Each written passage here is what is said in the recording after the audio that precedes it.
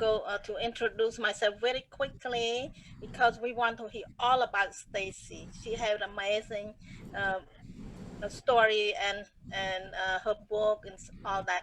So I grew up in Cambodia, gone through a very challenging time in my country when the communist Khmer Rouge took over, and I struggled to survive, tried to fight for my life for 4 years, almost didn't make it, but God was so faithful, saved me.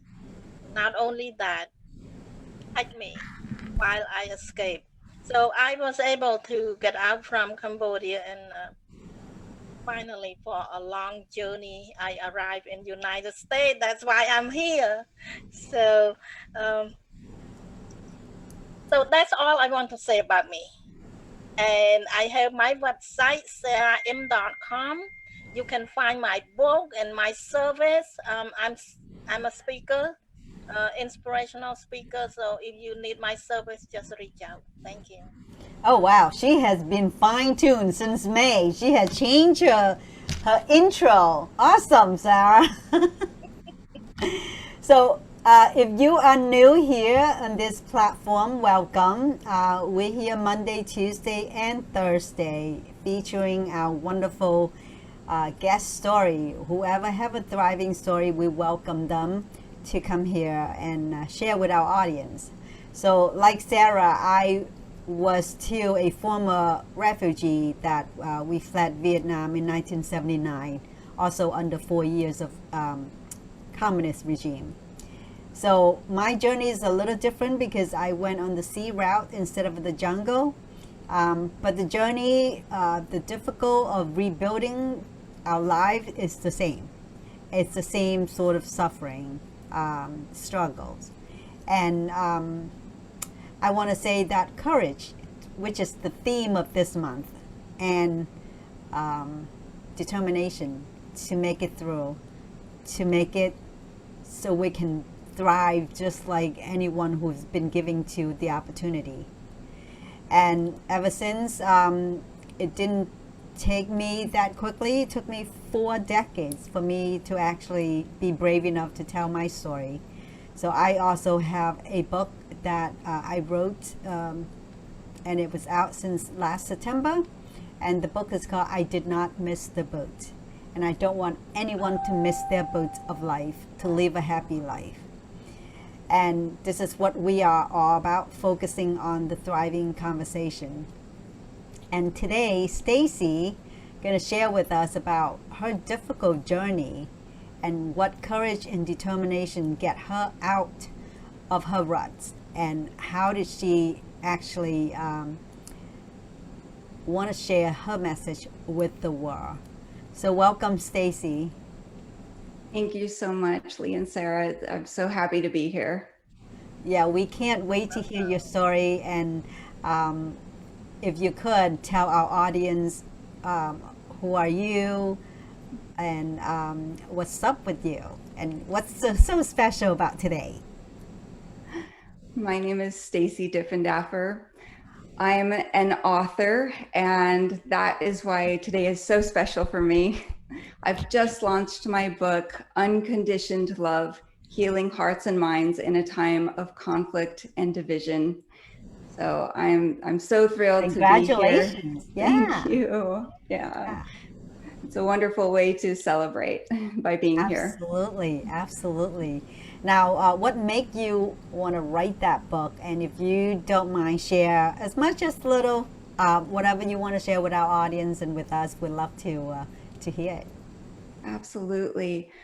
Well, I wrote my book because I experienced a lot of pain and trauma throughout my life. That started when I was 16. I will say that I actually lost my virginity to rape when I was 16. And then I was in a relationship with a boyfriend who physically abused me when he drank, and he drank a lot.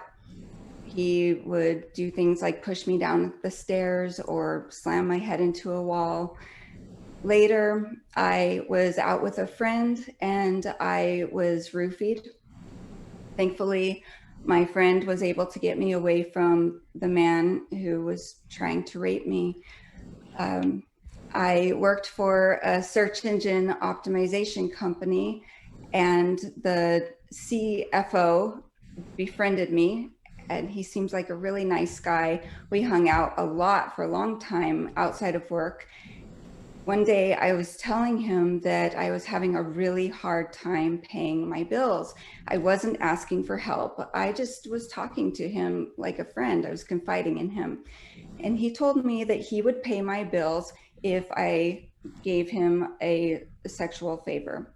I said, no, I'll figure something out. Don't worry about it. He stopped talking to me, and 2 weeks later, I was let go from my job. They called it a layoff, but I was the only one who was laid off. So it was pretty clear why that happened to me. I later went into a business deal with a friend of mine, and he ended up stealing $25,000 from me. I wasn't able to recover the money.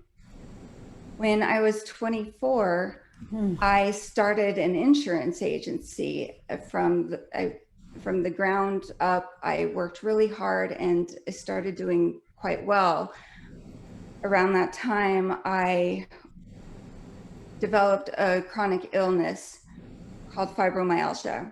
I became so sick that I wasn't able to work anymore. I lost my business, my home, my car, everything. At that time, I met the man who would become my husband and who is my husband now. We got married, and I got even sicker.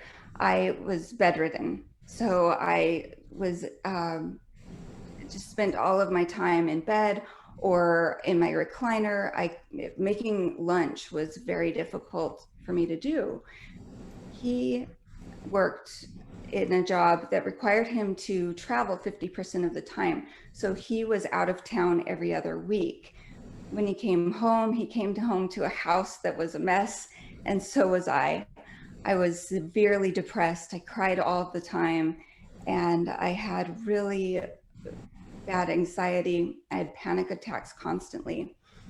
And Lee, Sarah, I don't know of anybody who is equipped to deal with a situation like that. And my husband wasn't. He had a really hard time and became very angry and resentful.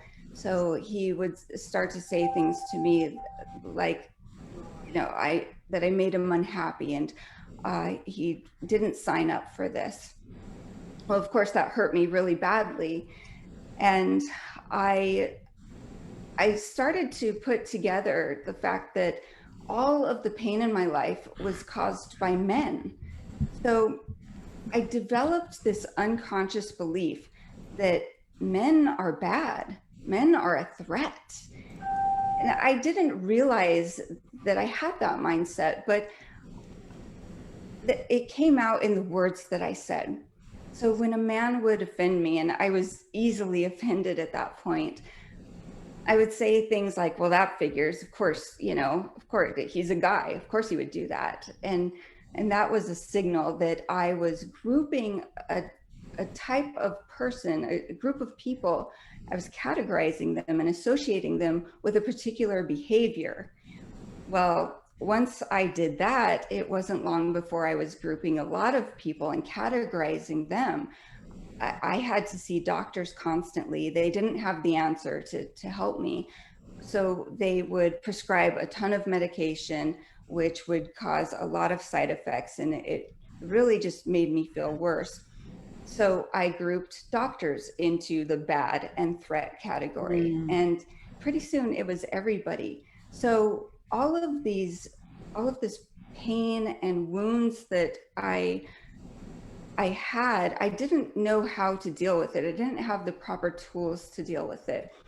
So that caused me to create these really harmful mindsets that really, they were destroying me and my relationships, because nobody wants to be around a person who is complaining all of the time and criticizing everybody or trying to control everything, manipulating people by shaming them. And that's what was happening. So I was able to be transformed, and my mind completely changed. And that's why I wrote this book, because I want other people to experience that same kind of healing. Wow, you've been through a lot, and I can totally understand with fibromyalgia. My mom used to have it, and even my son at the 10 years old, he did have that. And it's really rare because for boy, and usually fibromyalgia is like middle-aged women, and you are kind of young to have fibromyalgia, but you can never know what the psychological or the nerve that's causing that. But it it's totally true. It's the kind of pain that nobody can see because you look like you're fine, but you complain about it hurts. And I totally empathize with that because I have, not me personally, but been through the people in my family. And I could understand that. But so writing a book is good, but how did you actually get to the point that you decide that you're gonna dump all those mindset and walk away and be able to share the story in such a detail, because that is not an easy thing to tell people about your personal life. Yeah. Yeah. Well, the thing that made the biggest difference was it was a pivotal moment for me and my husband. We both found a program called Celebrate Recovery. This is a 12-step program. It isn't just for addicts. It's actually for anybody who's experienced a hurt, hang up, or habit, which is pretty much all of us. Yeah. This program is an intense 1-year program, and we had to really stop running from our pain, for one thing, and face it. And that's why a lot of us end up in that program, because we are trying to avoid pain or numb it. So we develop these coping mechanisms. Yeah. And, sometimes there's substances like alcohol or drugs. Other times it's like, in my case, it was fear and anger and trying to control things. So I had to face my pain. And I know that the category, the subject for this month is courage and determination. And I'll tell you, that probably took the most courage and determination of anything that I've done, because it's very difficult to face the pain and to do self-examination and bring it to God, which is what I did. Through this program, I was able to forgive all of the people who hurt me, which is absolutely necessary in order for me to move on and develop healthy mindsets. Yeah. I was able to release all of the fear and anger and the need to categorize people. I did that out of self-protection, but it's absolutely harmful. So I was also able to love people as they are and not as I want them to be. No. I was able to love God and understand that God is good and kind and loving, and not an angry, vengeful God that I started to wonder if he was. And finally, I was able to love myself, which is, again, so I think important. that's the most important. I think that is probably the key of to open everything. I think what you touch on is so true. Many times we numb to the point that we're just easier to sweep it under a rug, lock it into the closet, and pretend that nothing's wrong. And if people ask you, how are you doing? I'm fine. I'm fine. Right? Yeah, just like I'm okay, but deep down inside we're screaming for help. Yeah. And it is good that you open that door and let that go out and acknowledge um, that you gotta love yourself first. Yeah. Um, so, so the book, that's what we want to touch on. The book, are you like, is that a memoir or is that a book that help people solve the problem, or is it a self-help book, or what type of book is that? Yes. All of those Both, things. all of All it. of those about. I do talk about my story. I go into more detail about what happened and how that contributed to spreading the negativity in the world. I talk about my healing and how I found my way back to people because I was so isolated, both physically and emotionally. And I talk about how I found my purpose. But even more than that, it is a guide to help people understand how they can be the light in the world that is so polarized and divided right now. Mm, It's, I also, and it's not that I suggest that we just focus on being the light and ignoring the issues that are happening. We've tried to ignore the issues that have surfaced for far too long, and it hasn't worked. My book is about addressing those issues through love and the love of God. yeah, I love the title, Unconditioned Love, because unconditional love do not expect anything. I realize that when you love and not expecting anything, you love freely. So I just totally resonate with the title.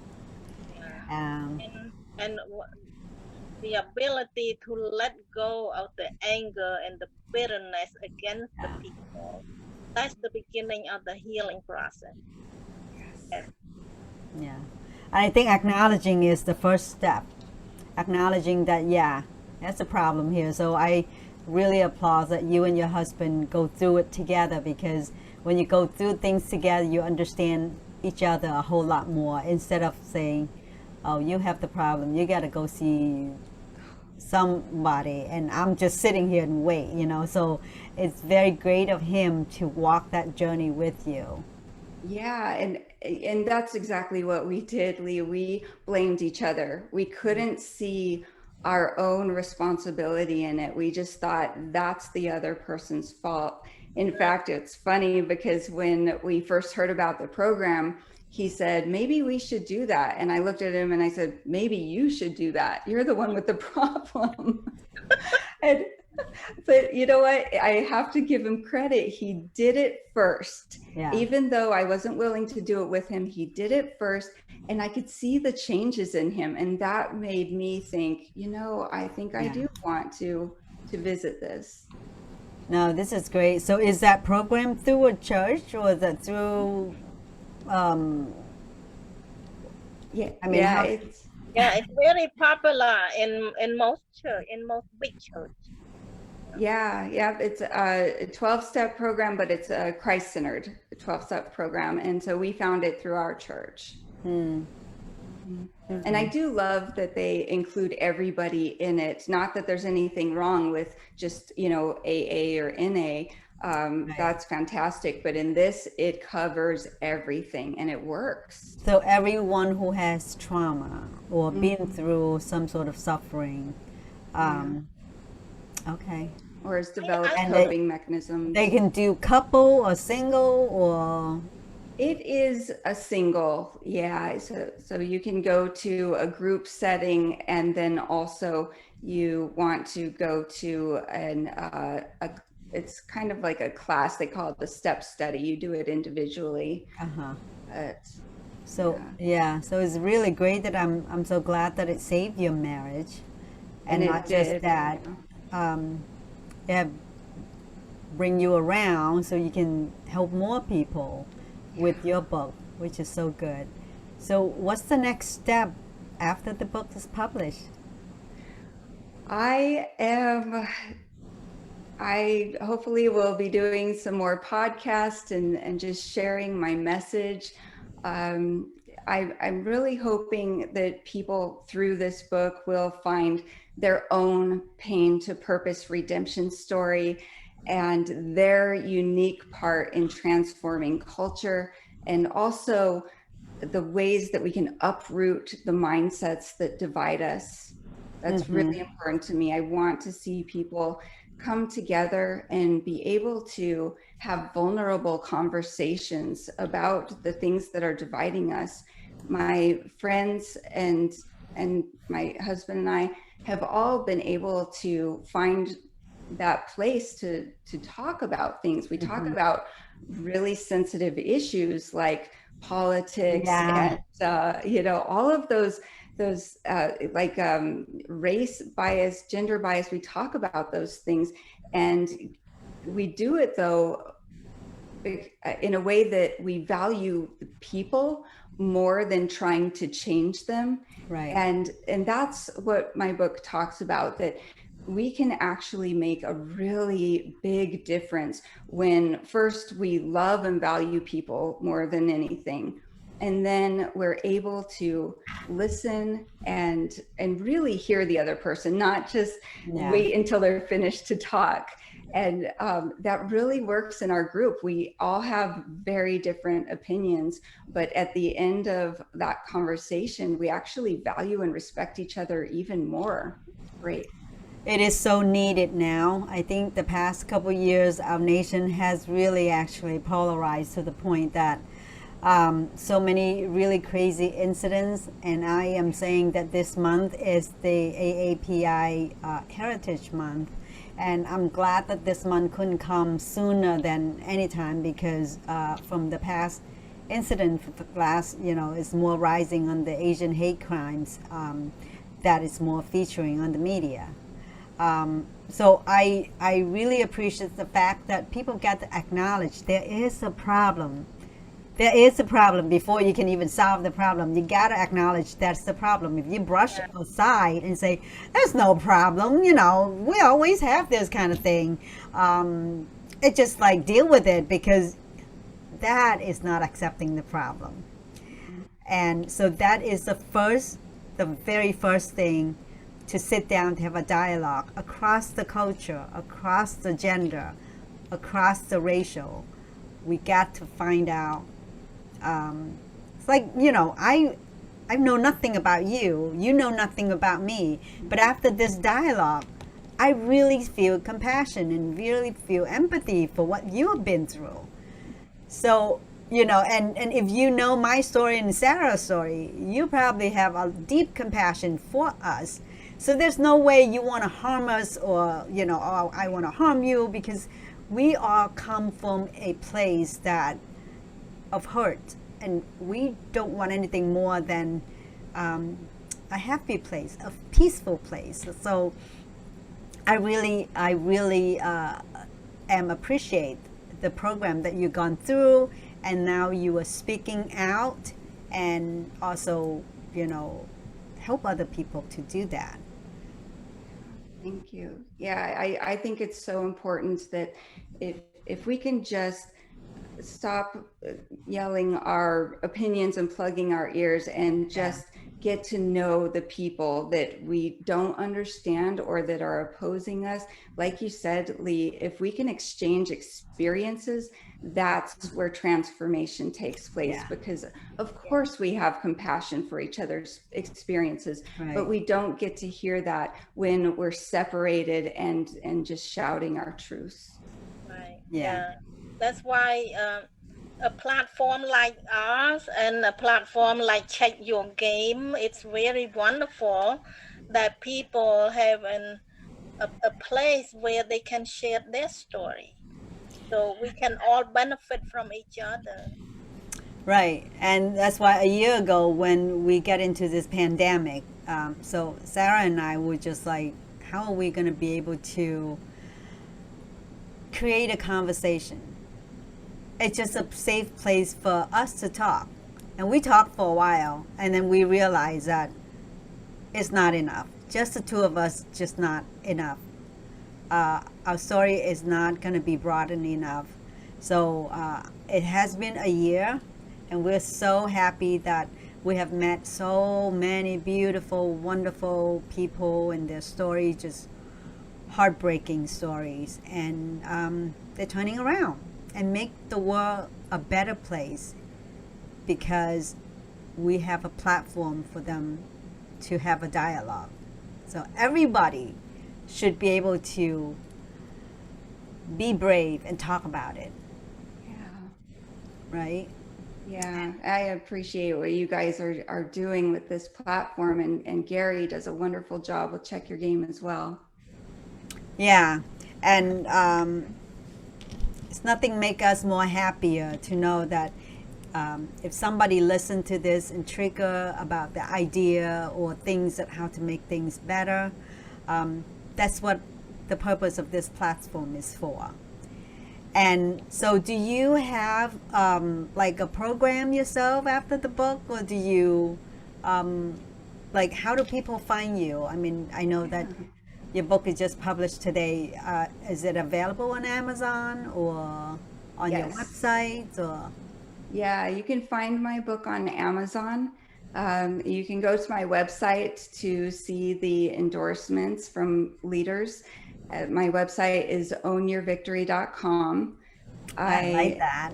Yeah, thank you. Yeah, and I hope to develop a workbook to go with this, because it's really important to actually work through things and write it down. I'm a big believer in meditating on different things and writing it down, and it helps us to really examine things.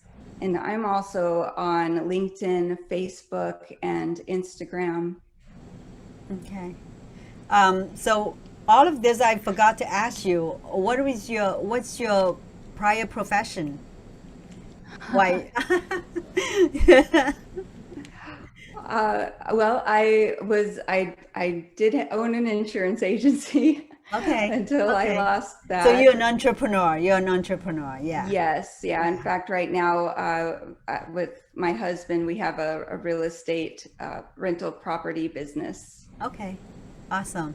Well, I thought you were a teacher, and Oh, it's like, so this is perfect on the side that you can expand, also help your client get house, and live a happy life.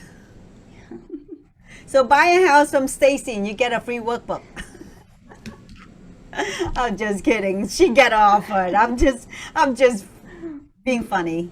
But anyhow, thank you so much for sharing your story, and we wish you the best of luck with your book launch. And please visit her website and go on Amazon and help her launch that book and make it the bestseller of the month. That own your victory. Own your Own your victory. victory. Yeah, I love that name too. That's a very good name. thank you. And are you located in Tampa Bay, or where do you locate at? I'm actually in Winston-Salem, North Carolina. Okay. All right. So every time Sarah brings somebody, I ask that question, and that person is not from here at all. And when I don't ask them, it's like, oh yeah, I'm in Tampa Bay area. But anyway, I love Zoom because you can meet people just about anywhere. Yeah, North Carolina is beautiful. So, are you physically well now, Stacy?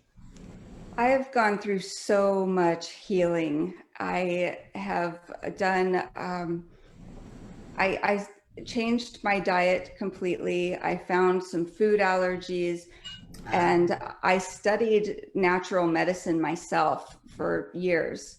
So I'm taking supplements. I've actually gotten off of almost all of my medications. Wow. So to answer your question, I am doing so much better. I consider myself to be healthy, although I still struggle with health regularly. but I'm able to do stuff and have a life, and How's your that is fibromyalgia now? Is it a little better? Good. yeah, yeah, Yeah, one it's thing I find out about that is amplified pain. mm, I remember when I took my son to the doctor, and he said that just make him walk up and down the step like 10, 15 times, even though he's complaining that he's in pain. I said, "You're kidding me? How can I do that to my child?" You know, he's like, and he said, "Yeah, the more, because the brain is sending wrong signal into your body, and even when you're not in pain, you're sending it." But luckily, I think it's a phase for him when he outgrow it. But I think, and my mom outgrow it too. My mom used to have it really bad, and now she's in her 80s, and I hear less complaint about that. wow, Yeah, and I don't know, maybe it's a phase of time, but maybe because something that anxiety and all those trauma things that in the back end, PTSD, sometimes it trigger your body to do funny stuff. But I'm glad to hear that you are doing better. thank you. And I think that it's very intertwined with emotional, mental, spiritual. yeah, If we're healthy in all of those ways, then that's going to affect our physical body and vice versa. And right. so I had to find healing in all of those different ways and really change my entire lifestyle. Like I can't even eat sugar now, which makes me really sad. Oh, wow. But it's very healthy for you. I wish I could say the same thing. Be careful what you wish for. Well, I'm trying to stay away from sugar, and I never really developed a sweet tooth until I come to America, like much later. I usually love salty stuff more than sugar stuff, but now I'd love to have something sweet after dinner, which is really, really bad. But so anyhow, I think to all our listeners, thank you for listening to our program. And today is again the second day of our courage and determination. And we want to thank Staci for being here and share with us her story.